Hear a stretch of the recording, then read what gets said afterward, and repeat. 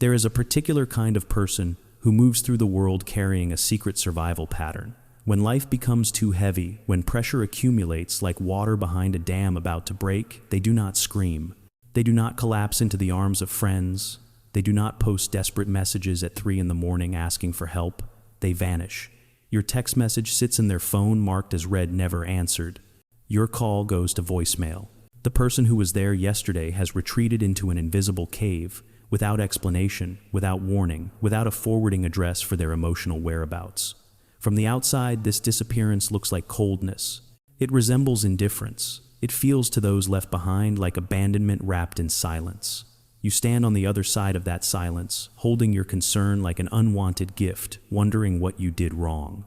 The question circles in your mind: why would someone push away the very people who want to help them?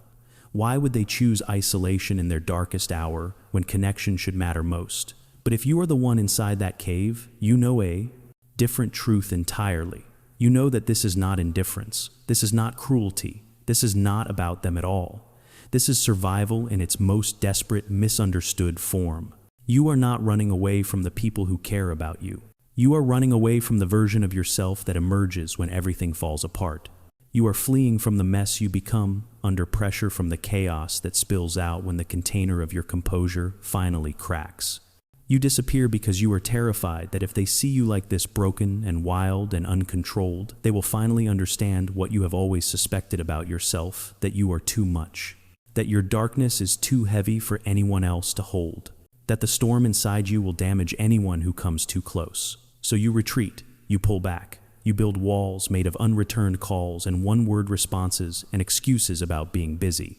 You construct an architecture of absence brick by careful brick until you are safe inside a solitude that protects everyone from the worst of you. The light in your apartment changes as afternoon becomes evening.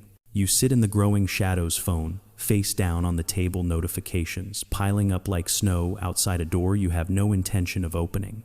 The refrigerator hums its constant note. Outside, the world continues without you. People are meeting for coffee, having conversations, living lives that intersect and overlap in the ordinary ways that human lives do. And you are here in this self-imposed exile, feeling simultaneously guilty for disappearing and relieved that no one can see you. This is the paradox that lives in your chest. The knowledge that you are hurting people by withdrawing wars, with the certainty that you would hurt them more by staying. You love them enough to protect them from yourself. You care so deeply that caring becomes the reason you must leave. The shame of it sits heavy on your shoulders. You imagine their confusion, their worry, their frustration. You write and delete a dozen messages, trying to explain what cannot be explained, that your absence is an act of love, however twisted that sounds. That you are not pushing them away, you are holding yourself back, the way you might grab your own wrist to stop yourself from reaching out when your hands are covered in something toxic. But there is no way to say this that does not sound like an excuse. No way to make them understand that when you are drowning, your instinct is not to grab for help, but to swim away from shore, to take your struggle somewhere private, somewhere it cannot pull anyone else under, so you say nothing. And the silence grows, and the cave becomes darker and more familiar, and you tell yourself, this is better, this is safer, this is the only way to love people without destroying them with your need. What you do not realize yet is that there is a name for this pattern you are living, that psychologists have studied this retreat, mapped its origins, understood its logic, that you are not broken or strange or uniquely damaged. You are experiencing something ancient and recognizable, a response coded deep in the nervous system of anyone who learned too early that their emotions were dangerous. You are not choosing to disappear. You are obeying instructions written in your bones long before you had words for what you were feeling. Instructions that once kept you safe in a world that could not hold your pain. The question is not why you do this. The question is what happens now, in this moment of understanding, when you begin to see the mechanism behind your vanishing act. This pattern of retreat, this instinct to disappear when the world becomes too much, is not a flaw in your character. It is not weakness. It is not evidence that something is fundamentally wrong with how you are built. It is a response that lives in the most primitive part of your nervous system, a survival mechanism as old as fear itself. Psychologists call this the freeze response. It belongs to the same family as fight and flight, those better-known reactions to danger that everyone recognizes. When a threat appears, the body makes a calculation faster than thought. Can I overpower this? Then fight. Can I outrun this? Then flight. But when the answer to both questions is no, when the danger is too large and escape is impossible, the body chooses a third option that seems on the surface like giving up. It freezes. In the animal kingdom, this looks like death. A rabbit goes still in the shadow of a hawk. A deer collapses motionless when surrounded by wolves. The predator programmed to chase movement sometimes loses interest in prey that appears already dead. Sometimes stillness is the only card left to play. For you, the predator is not an animal with teeth and claws. The predator is stress itself. It is the accumulation of expectations you cannot meet, and deadlines you cannot make, and disappointments you cannot bear to inflict. It is the fear of being too much, of being a burden, of watching someone's face change when they see what you really are beneath the surface you present to the world. And the freeze response in your case looks like disappearance. It looks like withdrawal into a cave where no one can find you, where you become still and silent and invisible. You are not running from danger. You are playing dead in the hope that the danger will pass, that you can outlast this moment of unbearable exposure. This response makes perfect sense when you understand where it came from.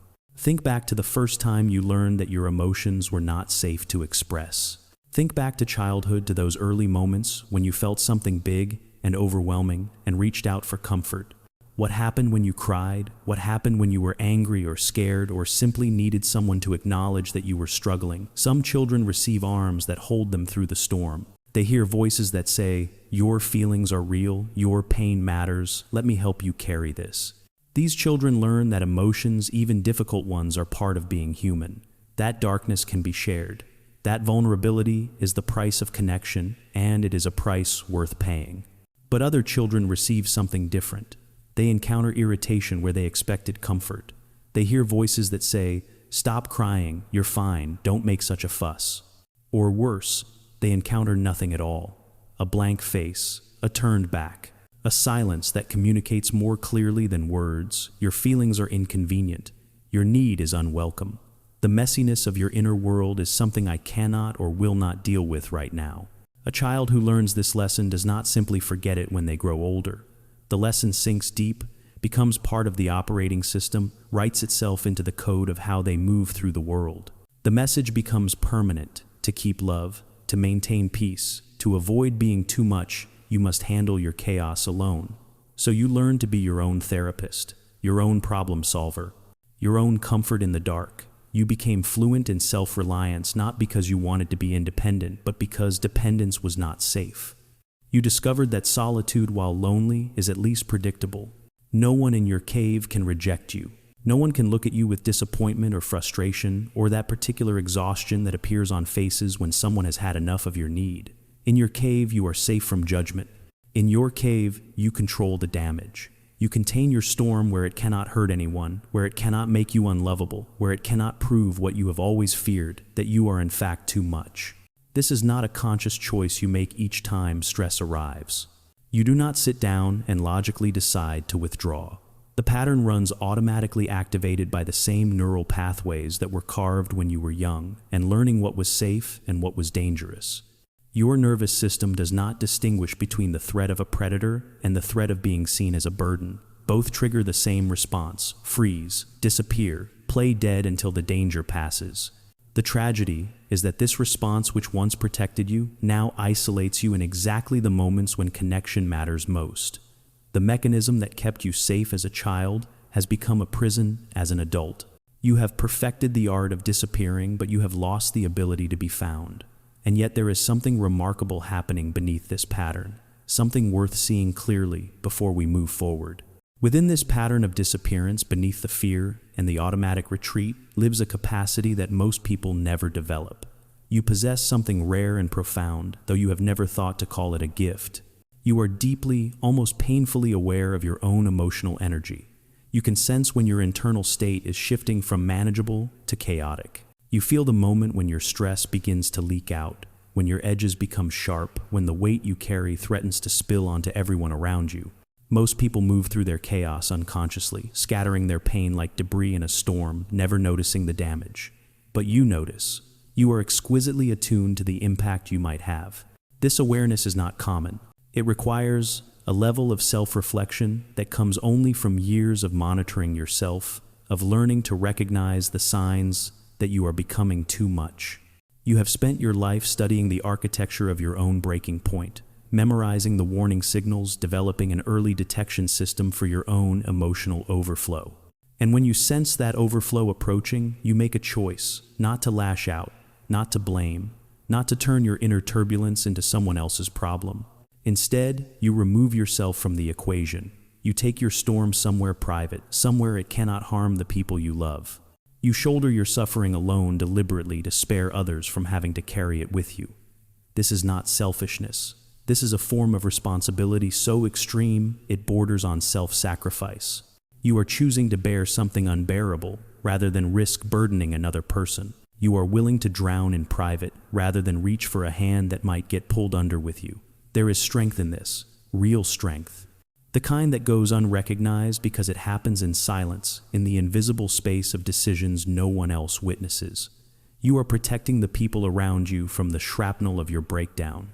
You are containing damage. You are taking responsibility for your emotional state in a way that requires tremendous self-control. But here is where the strength becomes its own trap. Here is where protection turns into isolation, and isolation turns into something that slowly destroys you from the inside. While you are busy protecting everyone else from your storm, you are allowing yourself to drown in it. You have convinced yourself that your silence is a gift, that your absence is an act of love. And, in a way, it is. But it is a gift no one asked for. It is a love that costs you everything and gives them nothing but worry and confusion and the helpless feeling of being locked out of someone's life. The people who care about you do not experience your disappearance as protection. They experience it as a wall. They stand on the other side of your silence, desperate to reach you, and all they can do is knock and wait and wonder if you will ever let them in. They feel abandoned by your absence, even though your absence is meant to shelter them. They feel hurt by your withdrawal, even though your withdrawal is an attempt to prevent hurt. You think you are sparing them from your burden, but you are actually denying them something fundamental to human connection. You are denying them the chance to love you in your difficulty. You are denying them the opportunity to prove that they can hold your pain without breaking, that they are stronger than you. Give them credit for that their care for you extends beyond the moments when you are put together and pleasant and fresh, easy to be around. The silence you maintain in the name of love becomes the thing that makes love impossible to fully receive. Because love is not just about showing up in the good moments. Love is about being present in the hard ones, about allowing someone to see you when you are not at your best, about trusting that your worth does not depend on your ability to remain composed. You are not a burden. Read that again slowly, until it begins to penetrate the armor of belief you have built around yourself. You are not a burden. Your storm is not a burden. The weight you carry, the stress that breaks you down, the chaos that lives in your chest, when everything becomes too much, none of this makes you unworthy of support. What is a burden is facing it alone. What is a burden is the architecture of isolation. You maintain the energy you spend, pretending you are fine, the constant vigilance required to monitor yourself for signs that you might be leaking distress. The burden is not your struggle. The burden is the loneliness of struggling in secret. When you disappear into your cave, you think you are being considerate. You think you are preventing damage. But consider what you are actually preventing: connection, intimacy, the experience of being loved not despite your difficulty, but through it. You are preventing the very thing that might actually help: the presence of another human being who says, "I see you in this, I am not afraid of this, you do not have to hide this from me, your cave has kept you safe." This is true and important to acknowledge. There were times, perhaps, when retreat was the only option available, when the world outside truly was too dangerous for your vulnerability. But what was once necessary has become automatic. What was once protection has become prison. You have learned the pattern so well that you cannot imagine an alternative. The walls of your cave feel solid and permanent, but they are not. They are made of old fears and outdated information about what is safe and what is dangerous. They were built when you were small and powerless, in a world where your emotions genuinely were too much for the people around you to handle. But you are not small anymore. And the world you live in now is not the world that taught you to hide. The question that sits before you now is not whether your pattern makes sense. It does. The question is not whether you had good reasons to build your cave. You did. The question is this: How do you begin to emerge from a hiding place that has become your only known form of safety? You do not have to demolish the cave. This is important to understand. You do not need to force yourself into sudden complete vulnerability, to tear down every wall at once and stand exposed in the wreckage. That kind of dramatic transformation is not what healing looks like. Healing does not happen in a single moment of courage. It happens in small, repeated acts of willingness. You simply need to learn how to open the door, just a crack, just enough to let a sliver of light pass between you and the people who are standing outside waiting. The path forward begins with something so simple it might seem insufficient, but simplicity is not the same as easy, and what comes next will require more bravery than you have ever needed to disappear. The next time you feel the familiar pull toward retreat, the next time stress begins to accumulate and your instinct tells you to vanish, try something different. Before you go dark, before you stop answering messages, before you pull the silence around you like a blanket, send one message, not an explanation, not an apology, not a detailed account of everything that is wrong. Just this: I'm not okay right now. I need some space. I'll reach out when I'm ready. 15 words. That is all. 15 words that accomplish something extraordinary. They honor your need for solitude while simultaneously preventing the confusion and hurt that your complete disappearance creates. They acknowledge your struggle without requiring you to perform your pain for an audience. They ask for what you need space while also offering what the other person needs information. The knowledge that your absence is not about them, that you have not simply abandoned the relationship, that you will return. This small message is a revolution. It transforms your silence from rejection into boundary setting. It turns your disappearance from abandonment into self-care. It allows you to retreat without cutting the thread that connects you to the people who care about you.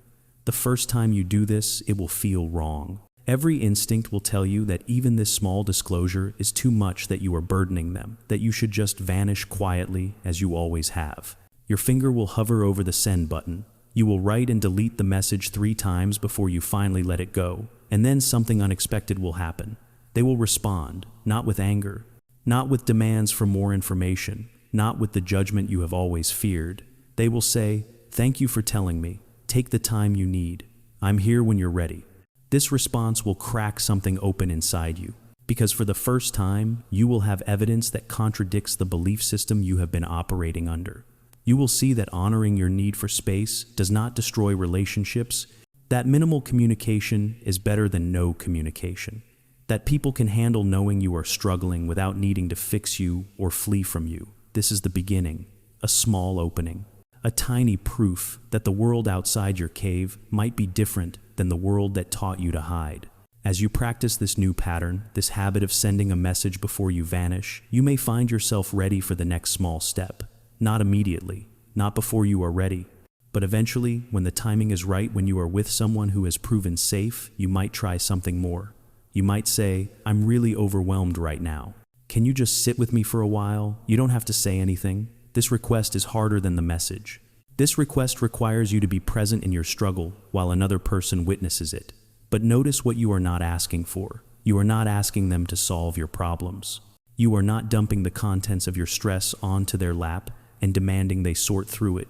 You are simply asking for presence, for companionship in the darkness, for the basic human experience of not being alone.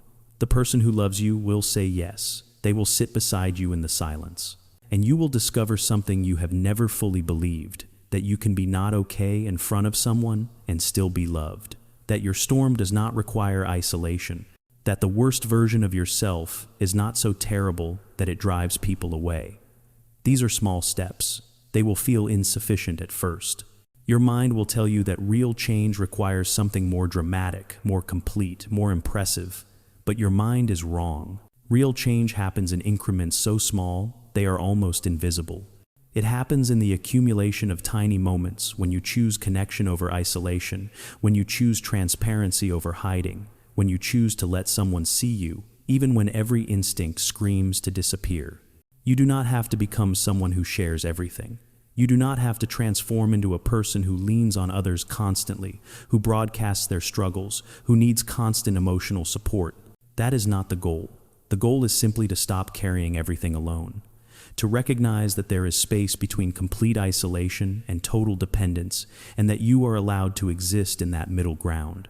You are allowed to need space and still stay connected. You are allowed to struggle privately and still keep people informed. You are allowed to protect your peace without building walls so high that no one can reach you.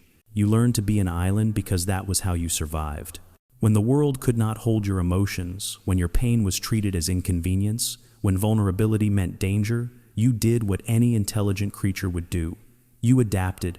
You built a self-sufficient fortress on isolated ground. You learned to weather every storm alone, to provide your own shelter, to need nothing from the mainland. This was not weakness. This was architecture built from necessity. You became an island because no bridge was offered, because the distance between you and others felt safer than the risk of reaching across it.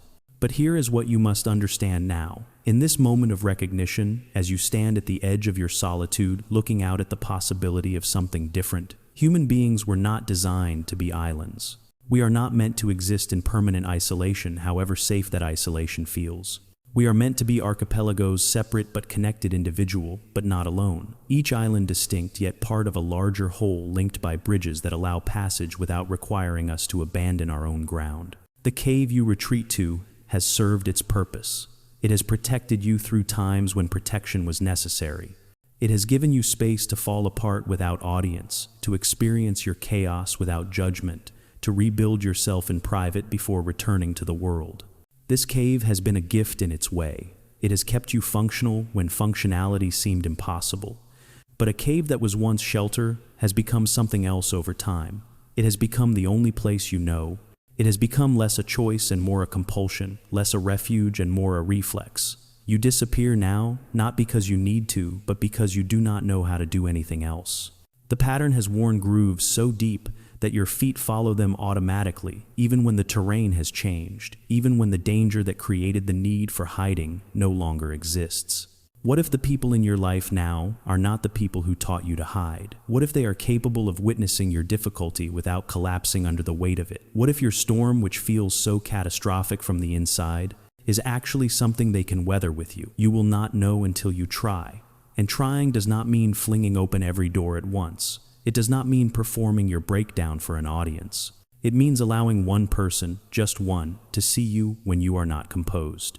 It means testing the hypothesis that your vulnerability is dangerous by offering small pieces of it and observing what happens. Most likely, what happens will surprise you. They will not run. They will not crumble. They will not confirm your worst fear that you are too much, that your need is unbearable, that your darkness is unlovable. Instead, they will probably do something simple and profound. They will stay. They will sit with you. They will say, "Thank you for trusting me with this." And in that moment, something will shift. The story you have been telling yourself about what it means to be loved will begin to crack.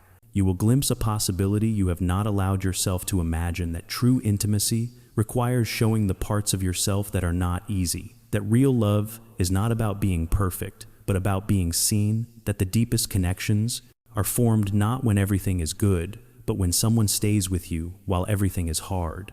Allowing someone to witness your struggle is not a burden. Despite everything you have believed, despite the lessons written into your nervous system, despite the years of evidence you have collected that your emotions are too much, allowing someone in is actually a gift.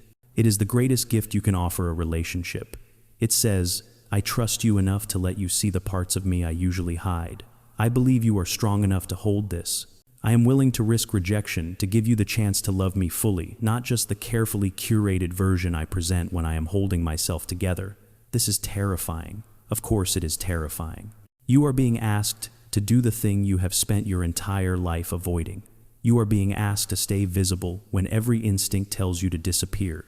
You are being asked to believe in a kind of love that does not match the love you first learned, a love that does not require you to be easy or convenient or perpetually composed.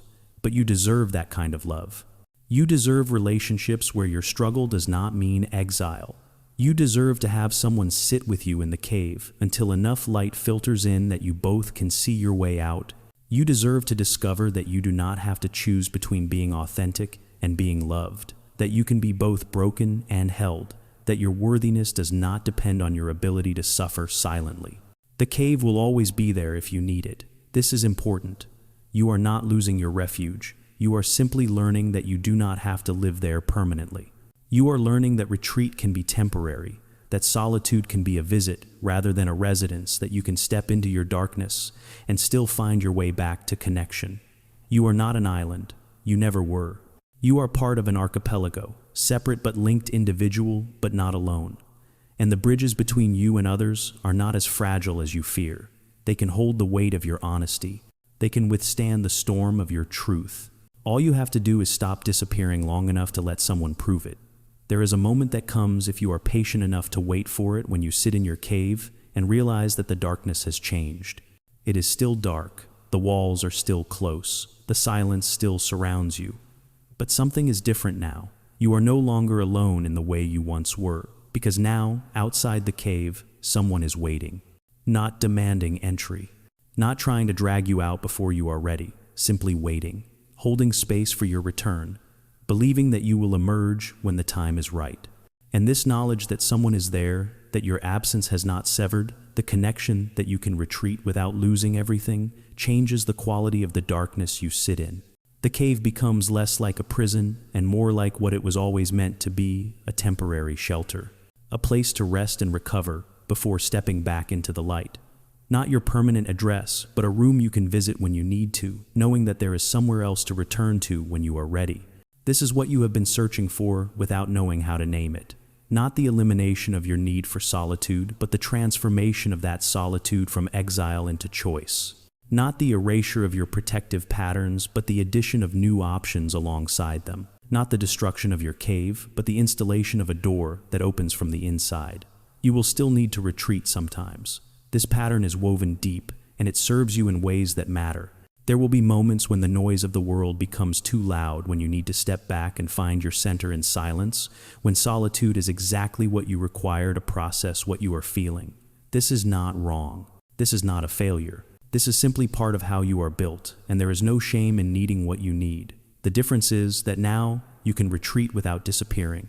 You can create space without abandoning connection. You can say, I need to be alone right now, instead of simply vanishing and hoping that people will understand. You can honor your need for solitude while also honoring the people who care about you enough to want to know that you are okay, even when you are not okay. This is the freedom you have been moving toward through all of these words, through all of this recognition. Not the freedom from your patterns, but the freedom within them. The freedom to choose your response rather than being controlled by automatic reactions written in childhood. The freedom to stay connected even while you withdraw. The freedom to be both independent and interdependent, both self-sufficient and supported. The people who truly love you do not need you to be constantly available. They do not need you to be always strong, always composed, always fine. What they need is simpler and more profound than that. They need to know that when you struggle, they are allowed to care. They need to know that your storms are not evidence that they have failed you. They need to know that your retreat is not rejection. Give them that knowledge. Give them the 15 words before you disappear.